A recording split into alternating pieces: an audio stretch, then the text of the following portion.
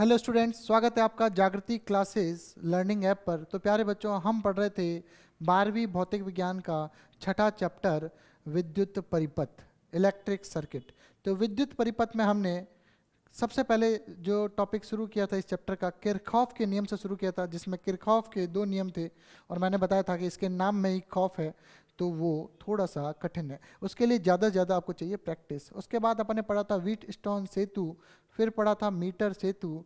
अगला जो है टॉपिक है विभव मापी या पोटेंशियोमीटर। नाम से क्लियर है, विभव मापी मतलब ये क्या करता है, ये विभव का मापन करता है। क्या करता है? विभव का मापन करता है।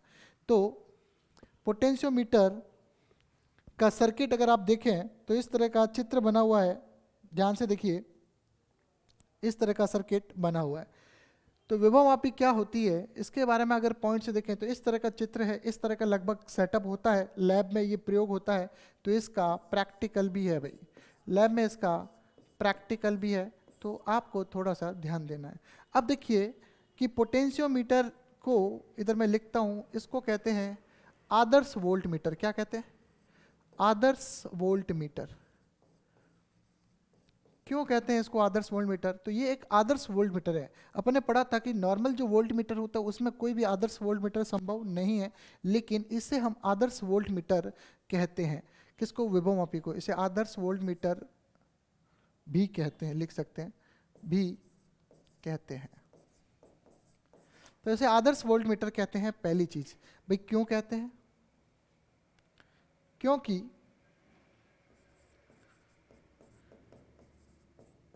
यह शून्य विक्षेप के सिद्धांत पर कार्य करता है। शून्य विक्षेप के सिद्धांत पर कार्य करता है। अपन ने देखा था कि आदर्श वोल्ट मीटर का प्रतिरोध जो है वो अनंत होना चाहिए, लेकिन वास्तव में किसी भी वोल्ट मीटर का प्रतिरोध अनंत नहीं होता। कुछ इसलिए कुछ ना कुछ धारा उस वोल्ट मीटर में प्रवेश कर जाती है। लेकिन ये जो आदर्श वोल्ट मीटर इसको कहा जाता है, उसमें इसके अंदर क्या है, शून्य विक्षेप के सिद्धांत पे काम करता है, अर्थात इसमें बिल्कुल भी धारा प्रवेश नहीं करती है। शून्य विक्षेप की स्थिति में क्या होता है आपको भी पता है, गैल्वेनोमीटर में धारा कितनी होती है? 0। तो इससे जो रिजल्ट आता है वो एक्यूरेट आता है। पहली चीज, पहला पॉइंट क्लियर। पहला पॉइंट इसका कि इसे आदर्श वोल्ट मीटर भी कहते हैं। दूसरा, ये क्या काम आता है? क्या काम आता है? कार्य या इसका उपयोग क्या है मेन? तो यह सेल का ईएमएफ, सेल का ईएमएफ वह विभवांतर, दो बिंदुओं पर विभवांतर ज्ञात करने का काम आता है, ज्ञात करने में उपयोगी है। मतलब किसी सेल का ईएमएफ ज्ञात करना है तो ये उपयोगी है, और कहीं पे विभवांतर ज्ञात करना है तो भी ये जो है पोटेंशियोमीटर ये उपयोगी है। अगला पॉइंट देखें कि देखो सर्किट समझने की कोशिश करते हैं। देखो ये ऊपर वाला जो सर्किट है, सुनना मेरी बात को ध्यान से, ये जो है एक बोर्ड है। पहले पॉइंट टू पॉइंट सुनते जाना बच्चों, क्या है प्रैक्टिकल करना है अपने को इससे रिलेटेड, इसलिए इसको ध्यान से समझने की कोशिश करना। एक लकड़ी का बोर्ड है, उस लकड़ी के बोर्ड पे ये तार है एक। देखो पहले तो देखो ये तांबे की पट्टी है। किसकी पट्टी है? तांबे की पट्टियां हैं ये। तो ये मैं इधर बता दूं, इधर लिख के कि ये क्या है, तांबे की मोटी पट्टियां हैं। ऐसा अपन ने किस में देखा था? ऐसा अपन ने मीटर सेतु में देखा था। तो तांबे की मोटी पट्टियां हैं जिनका प्रतिरोध क्या होता है, लगभग 0, नगण्य होता है, इसलिए तांबे की मोटी पट्टियां लगाई, मतलब इनका कोई रोल नहीं है। ठीक है, इनका कोई रोल नहीं है। अब ये जो मेन तार है, ये एक तार, फिर यहाँ से दूसरी, ये एक एक मीटर के फेरे हैं। तो ये जो फेरे हैं लगभग 10 मीटर तार होता है, तो 10 फेरे होते हैं। कितने फेरे होते हैं? 10 फेरे होते हैं। यहाँ से शुरू होती है, इधर जाती है, फिर इधर जाती है, फिर इधर, फिर इधर। ये यहाँ से यहाँ तक 1 मीटर है, यहाँ की लंबाई काउंट नहीं कर। फिर यहाँ से यहाँ तक 1 मीटर है, फिर यहाँ से यहाँ तक 1 मीटर है, ऐसे ये चलता जा रहा है। क्लियर? तो लगभग 10 मीटर तार लेते हैं। ठीक है, अब बात करते हैं 10 फेरे होते हैं। तो ये जो तार होता है ये किस पदार्थ का होता है? पहले बात करें तो ये तार जो है MnC पदार्थ का होता है। ये मैं आपको पिछली कक्षा में बता चुका हूँ। MnC का मतलब है मैग्नीन, N का मतलब है नाइक्रोम और कॉन्स्टेंटन। MnC याद रखना, कॉन्स्टेंट कॉन्स्टेंटन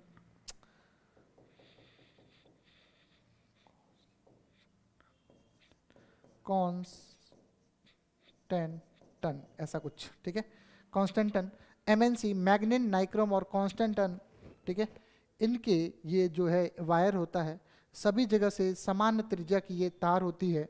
क्लियर, पहली चीज तो इसके बारे में अपन ने फट्टा कर दिया। और 1 मीटर की स्केल यहाँ पे लगी हुई होती है। क्लियर, जहाँ से स्केल शुरू होती है, पहला ये पॉइंट होता है पॉजिटिव, तो दूसरा वाला सिरा इसका लगभग मान लो नेगेटिव। कहीं भी कोई फर्क नहीं पड़ता, लेकिन अपन यहाँ से इसको मान रहे हैं पॉजिटिव और वो वाला सिरा जो है वो क्या मानते हैं, नेगेटिव। अब इस पॉजिटिव से मैंने क्या किया, इस पॉजिटिव से मैंने एक तार जोड़ा और अमीटर लगाया, ठीक है। ये अमीटर है।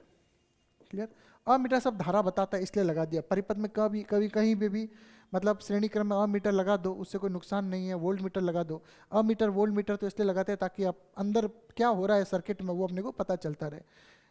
इधर ये एक सेल लगा हुआ है, बैटरी लगी हुई है, इसको मैंने बोल दिया EP, मतलब ई प्राइमरी जो है बैटरी है।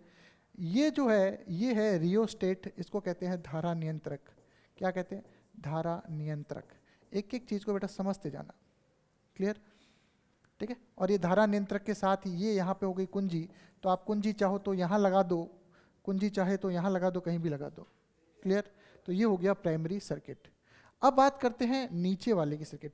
ये देखो, ये जो है ये कंप्लीट यहाँ तक, ये पूरा का पूरा हो गया प्राइमरी, और ये जो नीचे वाला है ये सेकेंडरी। तो मैं ऊपर वाले इस पूरे को क्या कहूँगा, प्राथमिक परिपथ। इसलिए मैंने EP लिखा, प्राइमरी प्राथमिक परिपथ।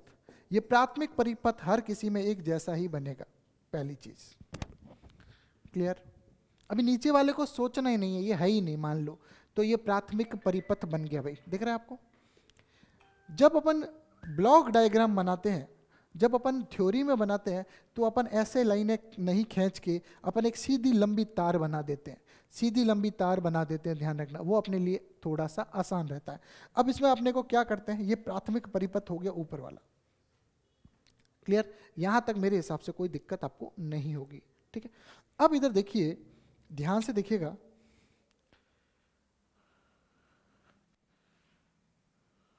ठीक है।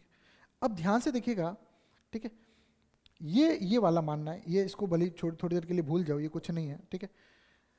अब क्या, इसी के पॉजिटिव से मैंने एक दूसरी बैटरी ली, उसका मैंने EMF E माना प्लस माइनस, इसके प्लस को भी उसी प्लस से जोड़ा जिस इस बैटरी के प्लस से जोड़ा था, तो दोनों के प्लस एक तरफ जोड़ दिए भाई। क्लियर, एक ही बिंदु से दोनों सेलों के प्लस जोड़ दिए। यहाँ फिर से मैंने क्या लगाई, कुंजी। ये इस तरह की कुंजी लगी हुई है, आप इस तरह की कुंजी भी लगा सकते हो। क्लियर, फिर ये गैल्वेनोमीटर, और गैल्वेनोमीटर से यहाँ पे ये जो है ये है जॉकी। क्या है भाई, जॉकी, जिसको हिंदी में बोलते हैं विसर्पी कुंजी। क्या बोलते हैं, विसर्पी कुंजी। और ये है गैल्वेनोमीटर। गैल्वेनोमीटर के बारे में मैं आपको बता चुका हूँ। तो ये जो सर्किट है, इधर जो भी होगा ये होगा द्वितीयक परिपथ। इसको क्या बोलेंगे अपन, द्वितीयक परिपथ, इसको बोलेंगे द्वितीयक परिपथ, ठीक है। यहां तक मेरे हिसाब से आपको कोई तकलीफ नहीं होनी चाहिए। क्लियर, अब बढ़ते हैं आगे। इसी चित्र में मैं आपको सब कुछ एक्सप्लेन करने की कोशिश करूंगा। ये हो गया द्वितीयक परिपथ। अब बेटा देखो, इसकी कुछ शर्तें हैं। क्या है, इसकी कुछ शर्तें हैं कि भाई ये जो है पोटेंशियोमीटर ही क्यों होगा, कैसे होगा। तो ये देखो, इसकी कुछ शर्तें हैं या सावधानियां हैं। तो शर्तें क्या है, पहली शर्त तो है कि EP जो है ऑलवेज ग्रेटर देन E होना चाहिए। क्लियर, ये जो बाहर जो भी EMF लग रहा है उसका EMF जो है ज्यादा होना चाहिए इससे, पहली चीज। अब भाई दिमाग में आया, सर क्यों होना चाहिए, सुनना मेरी बात को, क्यों होना चाहिए। क्या कर रहे हैं अपन, सुनना, इससे इस तार पे संतुलन की लंबाई ढूंढ रहे हैं। कहीं ना कहीं पे इस पूरी तार में एक ऐसा बिंदु आएगा, ये अगर शर्त होगी तो एक ऐसा बिंदु आएगा जब इसके अंदर गैल्वेनोमीटर में धारा कितनी आएगी, 0। गैल्वेनोमीटर शून्य विक्षेप की स्थिति में होगा। वो अपने को ढूंढना, अलग अलग बिंदुओं पे जॉकी को रख रख के चेक करते हैं, रगड़ते नहीं है, उठा उठा के रखते हैं ऐसे। और कहाँ से शुरू करते हैं, जहाँ दोनों पॉजिटिव जुड़े वहाँ से लंबाई नापना शुरू करते हैं, यहाँ ऐसे, यहाँ फिर ऐसे रखते हैं, क्लियर, इस तरह से रखते जाते हैं। जहाँ मिल जाता है वो अपन रीडिंग को काउंट कर लेते हैं। देखना कैसे प्रयोग में भी ये चीज़ काम आएगी। मान के चलो मेरी संतुलन की लंबाई कुछ यहाँ आई, क्लियर, तो मैंने क्या कहा, देखो सुनिएगा ध्यान से, यहाँ से यहाँ तक कितना है 100, क्लियर, यहाँ से यहाँ तक 100 है, और फिर देखिए ध्यान से उल्टा चल रहा है, एक उल्टी स्केल भी होती है, 100 के बाद यहाँ से यहाँ तक 40 है, दैट मीन्स ये कितना है, ये 60, तो ये कितना है, यहाँ से यहाँ तक 100, और संतुलन की लंबाई यहाँ आई है, तो टोटल लंबाई कितनी हुई, 100 प्लस 60 बराबर 160 सेंटीमीटर। ऐसे काउंट करते हैं, 100 फिर ये 60, मान के यहाँ आती तो जो भी है 100 200 250 जो भी है 270 60 जो भी है, पर ये इसमें तो 4 फेरे दिखाएं इस चित्र में, वैसे वास्तव में कितने फेरे होते हैं भाई, लैब में जो ओरिजिनल डायग्राम होता है उसमें 10 फेरे होते हैं, 10 फेरे, ठीक है, और फेरे कम ज़्यादा भी हो सकते हैं अलग अलग में, पर लैब में जो होता है उसमें 10 फेरे होते हैं, ये ध्यान रखना, क्लियर। और लंबा तार इसलिए लेते हैं ताकि अधिक सुग्राहिता बनी रहे। अब सुग्राहिता क्या होते हैं वो भी मैं आपको बताऊंगा। तो ये हो गया प्राथमिक परिपथ, क्लियर। प्राथमिक परिपथ का क्या रोल है वो मैं यहाँ से आपको वापस शुरू करता हूँ, सुनिएगा। और ये शर्त क्या है, मान के चलो फॉर एग्जाम्पल ये 10 वोल्ट है, कितना है 10 वोल्ट, 10 वोल्ट में से 1 वोल्ट इस ने खा लिया, या मान के चलो इसको फॉर एग्जांपल अपन ऐसा 10 नहीं मान के इसको मैं कर देता हूं 11, ये 11 वोल्ट है, थोड़ा आसान रहेगा, और 1 वोल्ट यहां गया, संख्या लेके समझो फिजिक्स में कि 11 वोल्ट है और 1 वोल्ट जो है उस धारा नियंत्रक मतलब वाला जो प्रतिरोध है उसने कंज्यूम कर लिया, तो 1 वोल्ट, तो बचा कितना 10 वोल्ट, 10 वोल्ट आया, और 10 वोल्ट इस पूरे तार पे 10 मीटर तार पे आ गया, 10 वोल्ट जो विभव है वो पूरा इस तार पे 10 वोल्ट ड्रॉप हो गया। बात आ रही कि नहीं आ रही समझ में। अब ये जो है अगर मान के चलो इसका मैं मान रख देता हूं 12 वोल्ट, तो यहाँ पे संतुलन 10 वोल्ट से ज्यादा का तो आ ही नहीं सकता, ये ज्यादा से ज्यादा 10 वोल्ट तक का ही संतुलन बता सकता है, उससे ज्यादा तो बता ही नहीं सकता। और अगर आपने ये 12 ले लिया तो आपको इधर संतुलन का बिंदु ही नहीं मिलेगा इस पूरे तार पे, क्योंकि ये ज़्यादा से ज़्यादा संतुलन का बिंदु 10 मीटर तक ही दे सकता है, 10 वोल्ट तक का ही दे सकता है। 12 वोल्ट है मतलब ये इस पर आपको कहीं पे भी संतुलन का बिंदु पूरे तार में मिलेगा ही नहीं, और पूरे तार पे संतुलन का बिंदु ही मिलेगा नहीं तो विभवमापी का कोई उद्देश्य नहीं है इस विभवमापी का, ये एक विभवमापी कहलाएगी नहीं, कोई मतलब ही नहीं है। क्यों नहीं है, क्योंकि देखो मैंने वापस बोल रहा हूँ ये 11 वोल्ट ये है, 1 वोल्ट इसने ले लिया, बचा कितना 10 वोल्ट, 10 वोल्ट इस 10 मीटर की तार में आ गया, हर एक मीटर में 1 वोल्ट आ गया। और अगर मैंने इधर 12 वोल्ट ले लिया तो ये संतुलन 10 वोल्ट से ज़्यादा तो दे ही नहीं सकता, ये 10 वोल्ट से ज़्यादा ये दे ही नहीं सकता संतुलन, क्लियर है। तो इसलिए पहली शर्त है कि जो प्राथमिक परिपथ की बैटरी है उसका ईएमएफ सेकेंडरी वाले से जो भी सेल लगे उनसे ज़्यादा होना चाहिए, कारण बता दिया मैंने। दूसरा, सभी सेलों के पॉजिटिव एक ही बिंदु से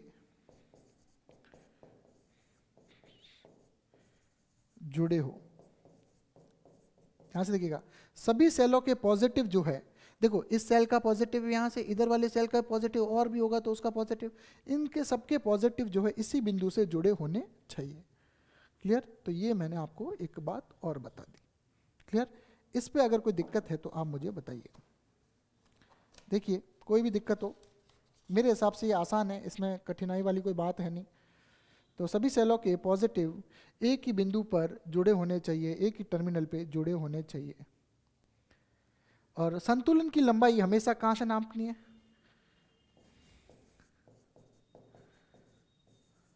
संतुलन की लंबाई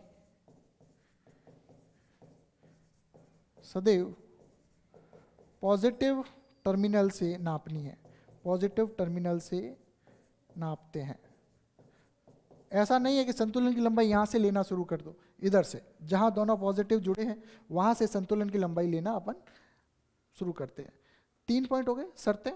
चौथी शर्त मैं यहाँ डाल देता हूँ कि जॉकी को तार पर रगड़ते नहीं हैं, ये भी एक शर्त है, या रगड़ना नहीं है ये शर्त है। रगड़ोगे तो क्या होगा, कहीं कहीं पे तार की मोटाई घिसने से मोटाई कम हो जाएगी और वहाँ पे फिर प्रतिरोध में फ़र्क आ जाएगा, क्योंकि आपको पता है, क्या पता है, आर बराबर रो एल, आर बराबर रो एल बाई ए होता है। तो जब एरिया में फ़र्क आएगा तो प्रतिरोध में भी फ़र्क आएगा। क्लियर भाई यहाँ तक? और क्लियर? परिपथ में धारा अधिक समय तक नहीं बहानी चाहिए, समय तक नहीं बहानी चाहिए। परिपथ में धारा अधिक समय तक नहीं बहानी चाहिए, क्योंकि आपको पता है H हीट जो है joule I square R into T सूत्र होता है। जो उष्मा जूल नियम होता है उष्मा का, या जूल के तापन नियम होता है, जूल का तापन नियम होता है H बराबर आई स्क्वायर आर टी।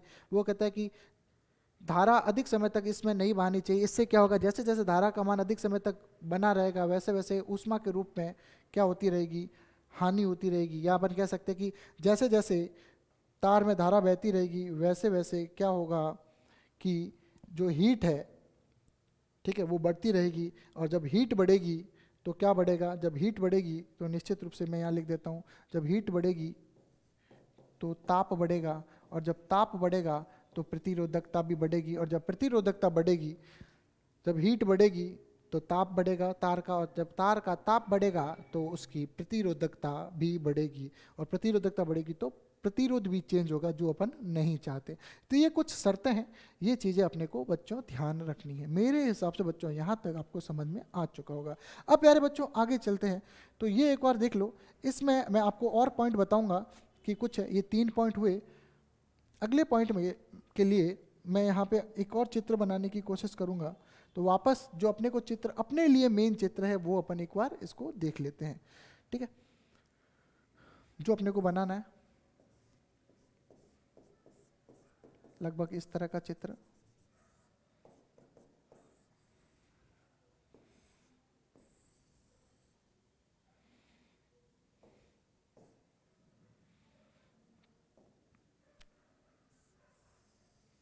ठीक है, ये हो गया। ये जो तार है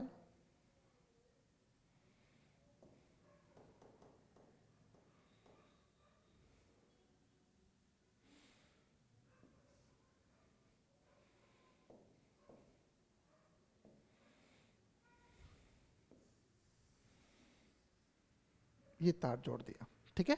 ये ब्लू कलर का जो तार है,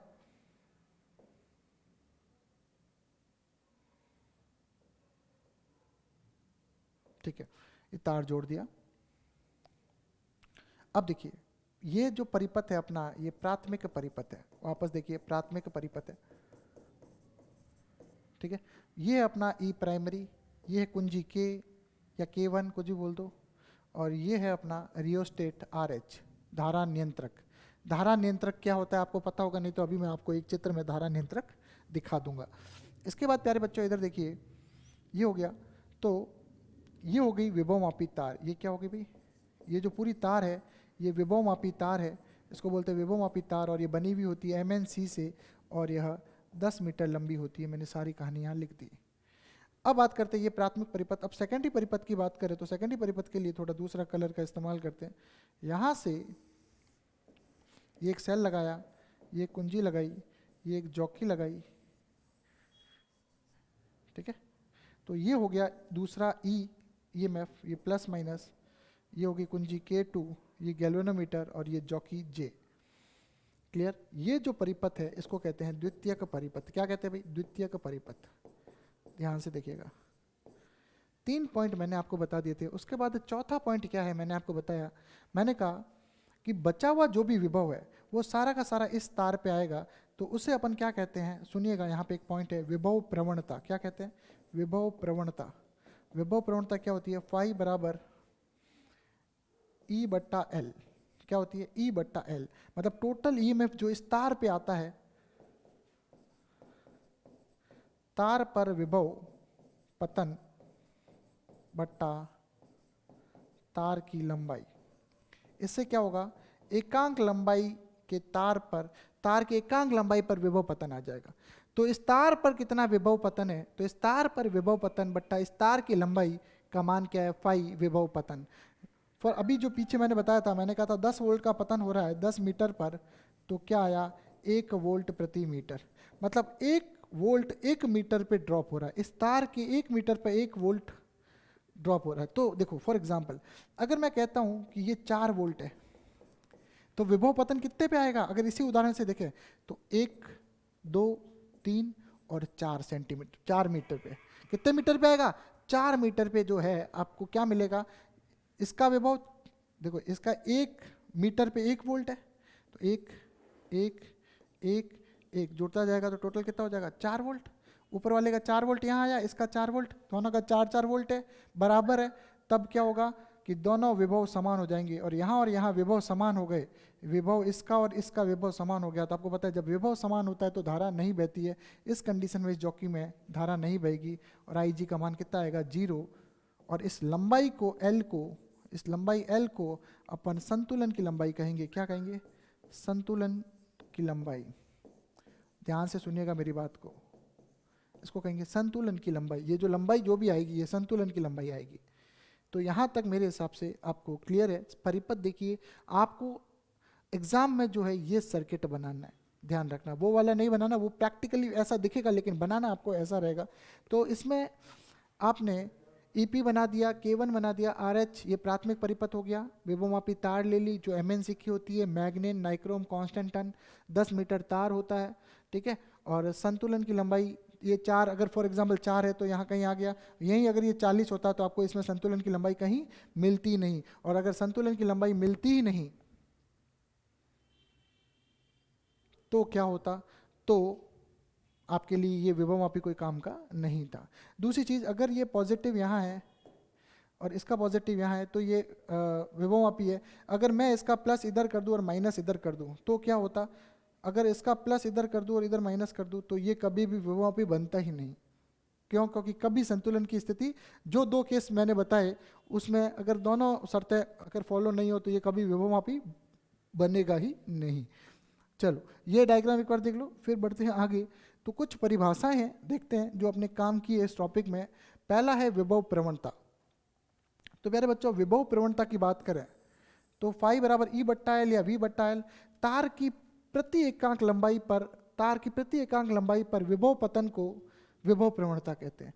तार की प्रति एकांक, नीचे वाले को ये याद रखो कॉन्सेप्ट को, कोई भी सूत्र है उसमें बट्टे में जो है उसको एकांक कर दो और फिर परिभाषा को बनाने की कोशिश करो। किसी तार के एकांक लंबाई में विभव पतन को विभव प्रवणता कहते हैं। क्लियर, इसका मात्रक वोल्ट प्रति मीटर होता है, ठीक है।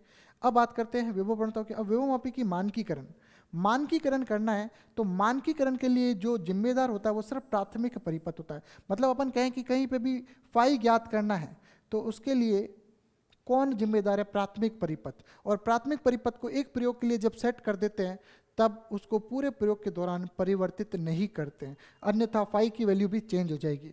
तो विभवमापी का मानकीकरण क्या है, सुनिएगा। मानकीकरण मतलब मान ज्ञात करना। किसका मान ज्ञात करना, सुनना मेरी बात। मानकीकरण का मतलब है कि मान की बात हो रही है, किसका मान, फाई का मान। तो फाई का मान यथार्थता से ज्ञात करने की प्रक्रिया, किसी विभवमापी के लिए विभव प्रवणता का मान यथार्थता से ज्ञात करने की प्रक्रिया।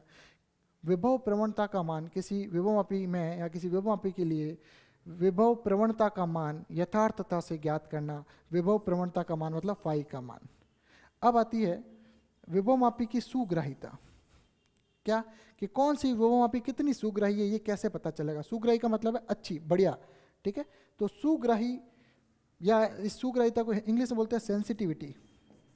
सेंसिटिविटी, अब देखो सेंसिटिविटी का मतलब क्या होता है कि थोड़ा ही परिवर्तन हो और वो एक्टिव हो जाए। जैसे किसी के दांत जो है ज़्यादा मतलब सेंसिटिविटी फील नहीं कर पाते हैं, मतलब सेंसिटिव होते हैं, तो थोड़ा सा ठंडा पानी पीते हैं उनके दांत हिलने लग जाते हैं, या गर्म चीज़ पीने में दांत दर्द होने लग जाते हैं। बात आ रही समझ में, तो सेंस कर लेते हैं, मतलब सेंसिटिविटी में समझ रहे हो, तुरंत सेंस कर लेना उस चीज़ को। सेंसिटिविटी मतलब क्या है, तुरंत सेंस कर लेना। तो सेंसिटिविटी या सुग्राहिता का मतलब क्या है कि थोड़ा भी कोई ईएमएफ हो उसको सेंस कर ले, छोटे से छोटा जो मान है वो भी सेंस कर ले। क्लियर, जैसे कुत्ता है वो क्या करता है, खुशबू को सेंस कर लेता है, कैसी भी खुशबू है। बात आ रही समझ में? वैसे ही तो विभवमापी की सुग्राह्यता क्या है कि कई किसी सेल का अल्प ईएमएफ ज्ञात करना हो या अल्प विभवांतर है उसका मान भी यथार्थता से ज्ञात करना विभवमापी की सुग्राह्यता। मतलब कोई अल्प से अल्प सेल का अल्प से अल्प ईएमएफ ज्ञात कर ले, अल्प से अल्प विभवांतर ज्ञात कर ले, तो वो क्या होता है, वो ज़्यादा यथार्थ होता है। क्लियर?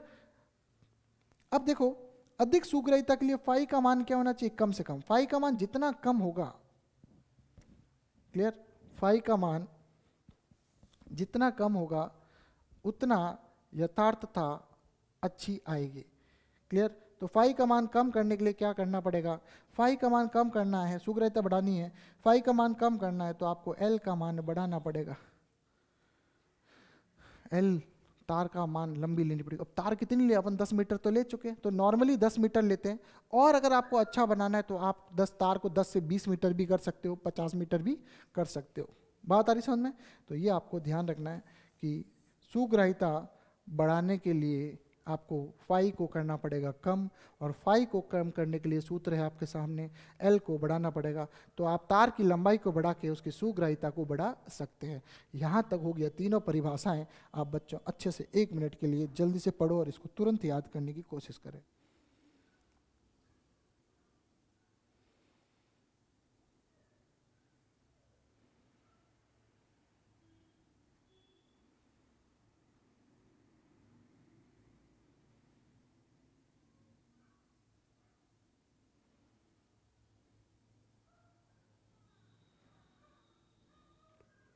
अब कैसे जांच करेंगे कि सुग्राह्य है? तो मान के चलो कहीं पे अपने को शून्य विक्षेप की स्थिति प्राप्त हो चुकी है, मान के चलो कहीं पे किसी बिंदु पे शून्य विक्षेप की स्थिति प्राप्त हो चुकी है, उससे मान के चलो इस बिंदु पे आपको शून्य विक्षेप की स्थिति प्राप्त हो चुकी है। मैं इसमें बताता हूँ आपको चित्र में। मान के चलो इसमें इस बिंदु पे आपको शून्य विक्षेप की स्थिति प्राप्त हो चुकी है। आपने इसको थोड़ा सा ही इधर करा, थोड़ा सा ही इधर रखा इसको, तो गैलोरीमीटर में क्या होगा, डिफ्लेक्शन आ जाएगा ज़्यादा। मतलब थोड़ा सा इधर करते ज़्यादा डिफ्लेक्शन आ गया, इसका मतलब है कि ये जो है विभवमापी ज़्यादा सुग्राही है। ये आपको ध्यान रखना है। मतलब थोड़ा सा ही, मैं वापस बोल रहा हूँ, थोड़ा सा ही आपने जॉकी को इधर से उधर किया तो गैलोरीमीटर में बहुत ज़्यादा विक्षेप आ जाना ही सुग्राही विभवमापी की पहचान है। ठीक है, ये मैंने आपको बता दिया। क्लियर है यहाँ तक? यहाँ तक मुझे लगता नहीं आपको कोई दिक्कत होगी। एक बार अच्छे से भलीभांति देख लो, फिर इस जो क्या कहते हैं विभवमापी के 2 अनुप्रयोग है मेन, वो 2 अनुप्रयोग अपने को मुख्यतः से करने हैं। आज की क्लास में हम वो 2 अनुप्रयोग करने की कोशिश करेंगे। जल्दी से इसको समझने की कोशिश करिए, कहीं पे कोई डाउट है तो आप बेझिझक पूछिए।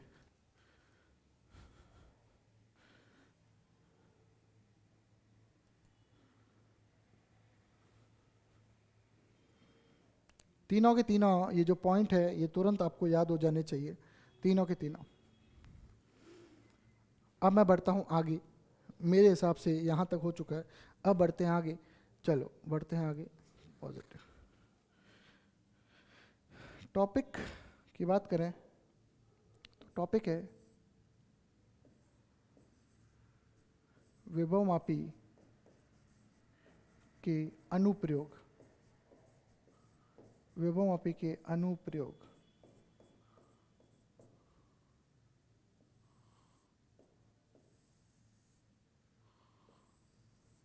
तो विभवमापी के अनुप्रयोग में पहला अनुप्रयोग है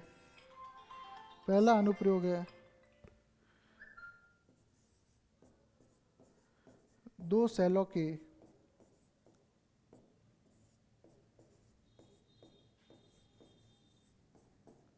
ईएमएफ, या इसको शुद्ध हिंदी में लिखे 2 सेलों के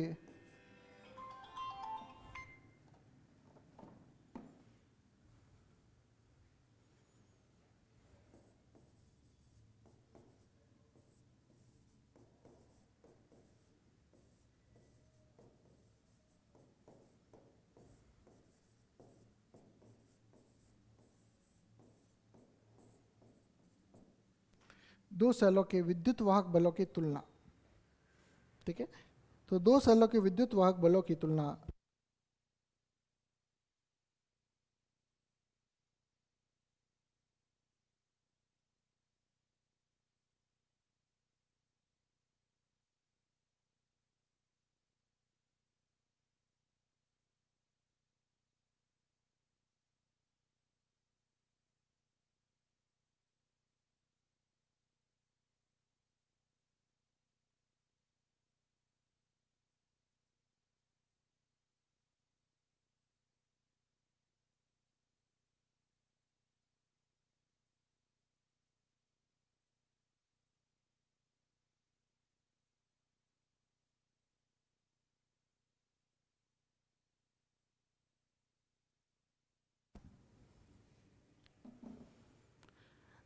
तो अपन पढ़ रहे हैं दो सेल है, उनके विद्युत वाहक बलों की तुलना करनी। बिल्कुल आसान डेरिवेशन है, मैं कह रहा हूँ बिल्कुल, मतलब बच्चा डेरिवेशन होता है ना, बच्चा डेरिवेशन, ये बच्चा डेरिवेशन है। तो और पेपर में अक्सर आता है, इसलिए मैं चाहता हूँ ये आप तुरंत याद कर लें, अच्छे से समझ लें इसको। कुछ भी नहीं है इस डेरिवेशन में, कुछ भी नहीं है। तो आप थोड़ा सावधानी रखते हुए चलिएगा। शुरू करते हैं, मैं चित्र बनाता हूँ, ठीक है। अब ज़्यादा जमा जमा के तो चित्र बनाने से कोई मतलब नहीं है, सीधा बनाता हूँ। देखो, ये बना दिया अपन ने सेल, ये बना दी कुंजी, और ये बना दिया अपन ने रियोस्टेट। क्लियर। और यहाँ से एक ले ली तार वे मापे की, और इसको अपन ने इससे जोड़ दिया, ठीक है। और इसको अपन ने यहाँ से मिला लिया, टक। ये बिंदु ले लिया ए, ये बिंदु ले लिया बी। क्लियर। ये टर्मिनल है, ये पॉजिटिव, ये नेगेटिव। क्लियर। ये कुंजी K1 और ये रियोस्टेट RH, ठीक है। जब ये लिखते हैं उसके बाद में जितने भी चिन्ह हैं उनके बारे में चर्चा कर ली जाए तो उचित है।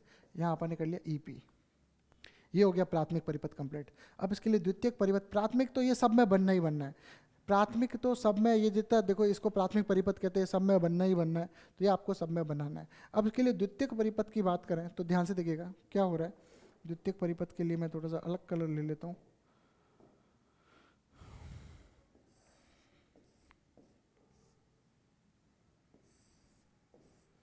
दो सेल लेने हैं, लिखा हुआ है टॉपिक में, तो दो सेल ले लिए,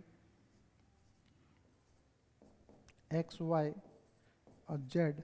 जेड से जुड़ा एक गैल्वेनोमीटर, और गैल्वेनोमीटर से जुड़ा एक जॉकी।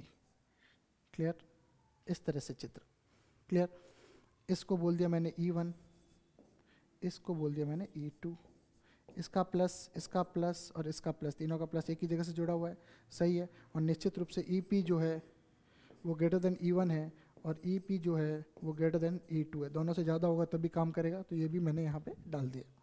मेरे हिसाब से यहाँ तक आपको बच्चों कोई समस्या नहीं होगी, यहाँ तक कोई दिक्कत नहीं होगी। अब बच्चों ध्यान से देखिए क्या कर रहे हैं। सर्किट अपन ने जोड़ लिया, ये जो है यहाँ पे ये है द्विमार्गी कुंजी। क्या है भाई? द्विमार्गी कुंजी। ये है यहाँ पे जॉकी, ये है आपको पता है गैल्वेनोमीटर, ठीक है। ये द्वितीयक परिपथ है, और ये है प्राथमिक परिपथ, ये है प्राथमिक परिपथ।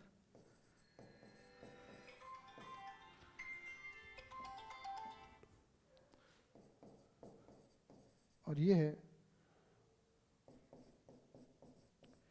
द्वितीयक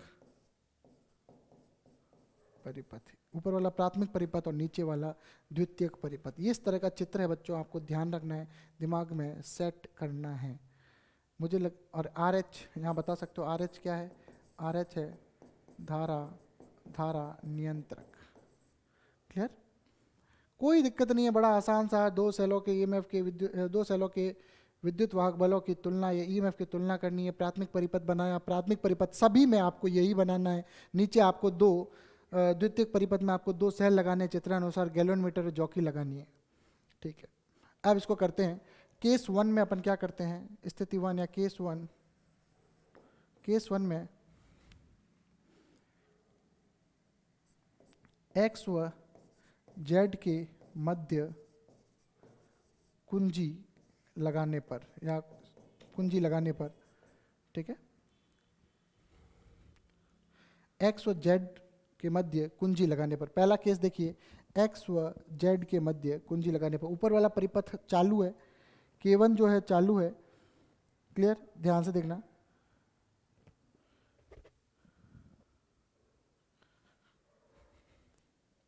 कुंजी लगाने पर, ठीक है। तो अपन X और Z के मध्य कुंजी लगाने पर, पहले ये तो पूरा खुला हुआ है, अपन ने क्या किया, X और Z के मध्य कुंजी लगा दी अपन। और ये कह सकते हैं Y व Z खुला है, Y व Z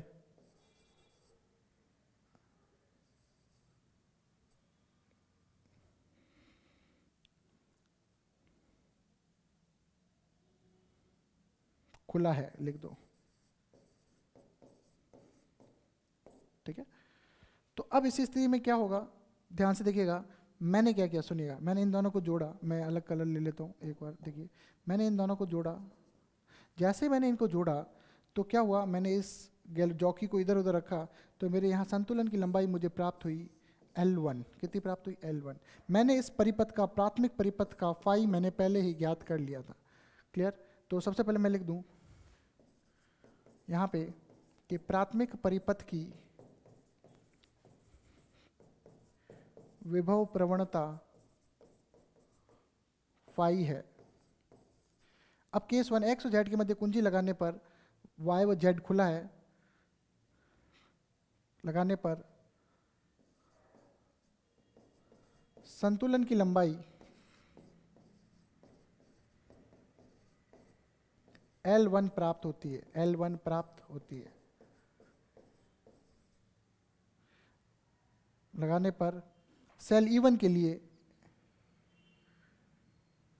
यहाँ लिख दें, सेल E1 के लिए, सेल E1 के लिए संतुलन की लंबाई L1 प्राप्त होती है। तो अपन क्या करेंगे, ध्यान से देखिएगा, E1 बराबर फाई L1। आपको पता है फॉर्मूला क्या है, फाई बराबर E बटा L है, तो निश्चित रूप से E बराबर कितना हो जाएगा, फाई L।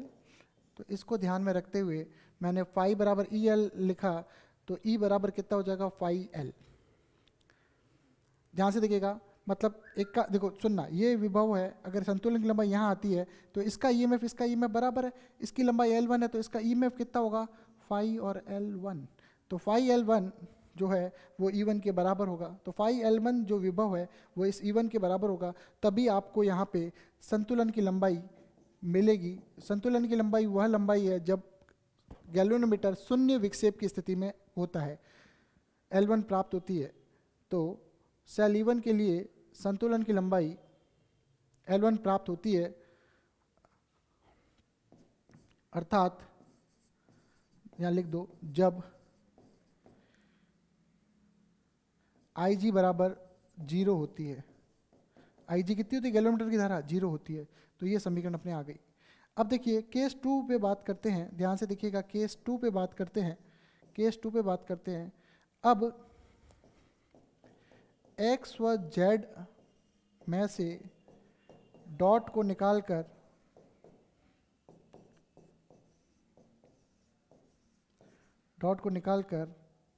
Y व Z के मध्य डाल देते हैं, डॉट को निकालकर डाल देते हैं। अब सेल E2 के लिए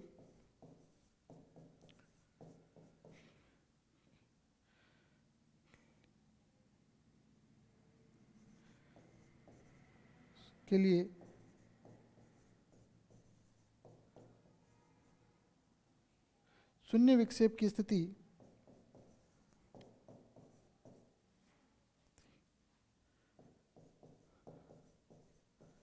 संतुलन की लंबाई L2 पर प्राप्त होती है, संतुलन की लंबाई L2 पर प्राप्त होती है। अब आपको संतुलन कहाँ मिल रहा है, L2 पर प्राप्त होती है। थोड़ा सा लैंग्वेज को आप देख लेना, उससे कोई फर्क नहीं पड़ता इतना। तो अब X व Z में से या के मध्य से, X व Z में से या X व Z के मध्य से, X व Z के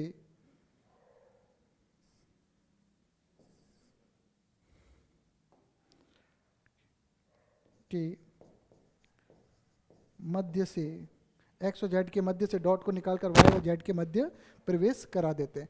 अब प्यारे बच्चों ध्यान से सुनिएगा, अगर ये कंडीशन यहाँ पे हो चुकी है, क्लियर, केस 1 और केस 2, तो अपन अब क्या करेंगे, ध्यान से देखिए कि अब जो संतुलन की लंबाई आपको मिलेगी, मान के चलो यहाँ ना मिलके और यहाँ मिल गई, तो ये जो लंबाई है इसको मैं बोलूँगा L2।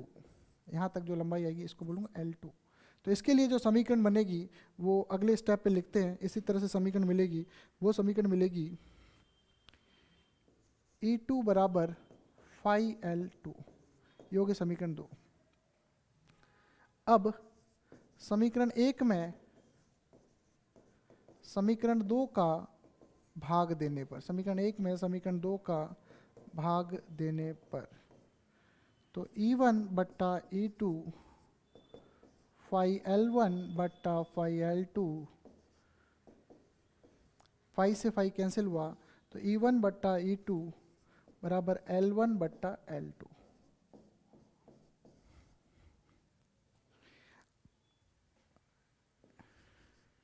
इस प्रकार इस सूत्र से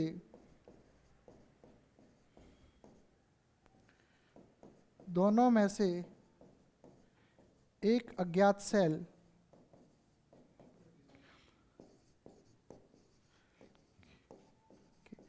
ईएमएफ का मान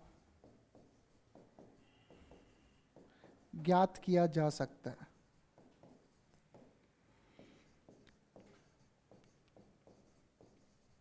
क्लियर? तो ये साधारण सा है। पहली समीकरण अगर अपन देखना चाहें यहाँ पे, तो E1 बराबर फाई L1 आई, दूसरी ये आ गई, दोनों का भाग किया इस तरह से, ये फाई से फाई कैंसिल आउट हो गया क्योंकि फाई नियत होता है, क्योंकि अपन ने प्राथमिक परिपथ को छेड़ा नहीं है, सिर्फ अपन ने जब E2 के लिए व्यवस्था करी तो द्वितीयक परिपथ को अपन ने छेड़ा। इस तरह से E1 बट्टा E2 बराबर L1 बट्टा L2 आ गया। अगर इसमें ये अज्ञात है तो अपन निकाल सकते हैं ये, भाई इस सूत्र में अगर कुल मिला के आप ये मानोगे इस सूत्र में कोई भी एक चीज़ अगर अज्ञात है, कोई भी एक चीज़ अज्ञात है और बाकी तीन ज्ञात है, तो अपन ज्ञात कर सकते हैं, कोई बड़ी बात नहीं है। अब बच्चों यहाँ देखिए विशेष स्थितियाँ की बात करते हैं। विशेष स्थितियाँ, इसी में विशेष स्थितियों की बात करते हैं। विशेष स्थितियाँ साधारण सी बात है, कोई बड़ी बात नहीं है। विशेष स्थितियाँ क्या है? देखिए विशेष स्थितियों की बात करें, केस 1, यदि L1 is greater than L2 है तो निश्चित रूप से E1 ज़्यादा है E2 से। केस 2 की बात करें, यदि L2 ज़्यादा है L1 से तो निश्चित रूप से E2 ज़्यादा होगा E1 से। ये होगी इसकी विशेष स्थितियाँ, ज़्यादा कोई दिमाग लगाने वाली बात नहीं है, आसान सा टॉपिक है। इस प्रकार यह आसान सा टॉपिक समाप्त हुआ। दो सेलों के ईएमएफ या विद्युत वाहक बलों की तुलना। क्लियर? यहाँ तक समाप्त होता है ये टॉपिक। ध्यान से देखिए, वापस शुरू से देखिए क्या किया। ये परिपथ याद रखना, एक समीकरण बनेगी E1 बराबर फाई L1, दूसरी समीकरण बनेगी E2 बराबर फाई L2 और दोनों का भाग दे देना है, और इस प्रकार अपना जो डेरिवेशन है वो आ जाएगा।